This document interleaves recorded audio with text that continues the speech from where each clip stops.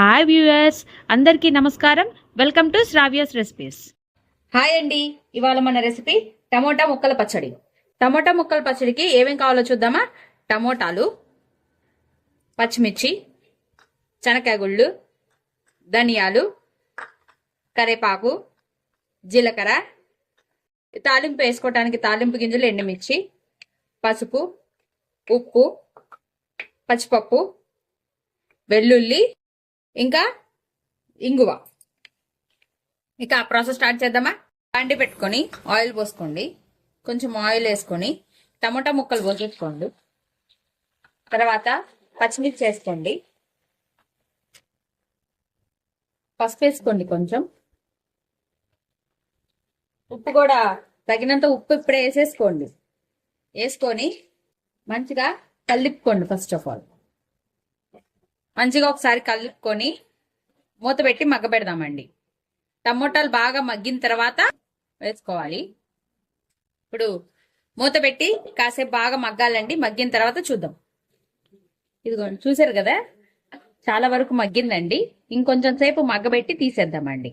చూసారు కదండి, మంచిగా మగ్గిపోయింది. ఇప్పుడు ఇది పొయ్యి ఆపేసుకొని ఆరబెట్టుకుందామండి. ఈలోగా ఏం చేయాలో చెప్తాను. మనం ఒక జార్ తీసుకుందామండి, చిన్న జార్ చాలు. ధనియాలు, జీలకర్ర రెండు వేయించుకున్నానండి. వేయించుకొని పక్కన పెట్టుకోవాలండి.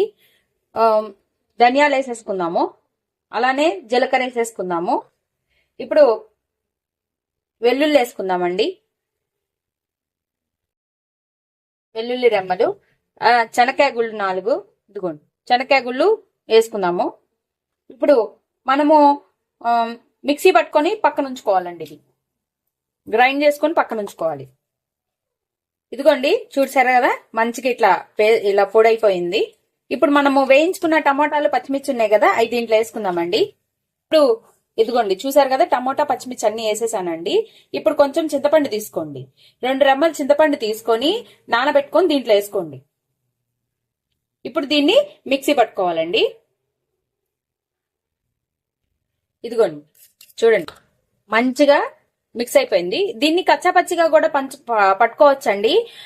నాకు కొంచెం పేస్ట్ గా కావాలి, అందుకని నేను పేస్ట్ గా చేసుకున్నాను. అదే కొంచెం కచ్చాపచ్చిగా చేసుకుంటే ముక్కలు ముక్కలుగా తలుగుతుంటది. ఇప్పుడు ఇది గట్టిగా ఉంది కదండి, కొంచెం వాటర్ పోసుకొని లిక్విడ్ చేసుకోవచ్చు. ఇప్పుడు నేను ఇందాక వేయించుకున్న దాంట్లోనే వేస్తున్నానండి. వేయించుకున్న బాండి ఉంది కదా, అది దాంట్లోనే కొంచెం ఆయిల్ వేసుకోండి. సరిపడా ఆయిల్ వేసేసుకొని ఆయిల్ కాగంగానే తాలింపు గింజలు వేసుకోండి. తాలింపు, ఎండుమిర్చి, అలానే పచ్చిపప్పు వేసుకోండి. అలానే కరేపాకు వేసుకొని మంచిగా కలిపండి. వేగంగానే తీసేద్దాము. ఈ 2 చిన్నులపాయలు ఇలా వేస్తున్నానండి నేను తాలింపులో.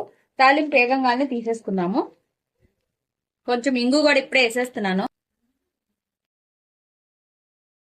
మంచిగా ఒకసారి కలిపుకొని తాలింపు వేగంగానే తీసేసి పచ్చళ్ళు వేసేసుకుందాం. తాలింపు వేగిపోయిందండి. ఇప్పుడు మనం చేసుకున్న పచ్చళ్ళు వేసేస్తానండి. తాలింపు అంతా వేసేసుకున్నానండి. వేసేసుకొని అట్లానే కొంచెం కొత్తిమీర వేసుకుంటున్నాను. వేసుకొని మంచిగా ఒకసారి కలిపుకుందాము. గట్టిగా ఉంది కదండి, కొంచెం నీళ్లు పోసుకుందామండి. నీళ్లు పోసుకొని కలిపుదాం. చూసారు కదా, ఇలా లిక్విడ్ గా వస్తుందండి, మంచిగా ఉంటది. ఇది మనం చపాతీలు కూడా తినొచ్చండి, అన్నంలోకి, చపాతీలోకి. ఈ వీడియో గనక మీకు నచ్చినట్టయితే ప్లీజ్ లైక్ చేసి, షేర్ చేసి, సబ్స్క్రైబ్ చేసుకోండి. Thank you for watching Sravya's recipes.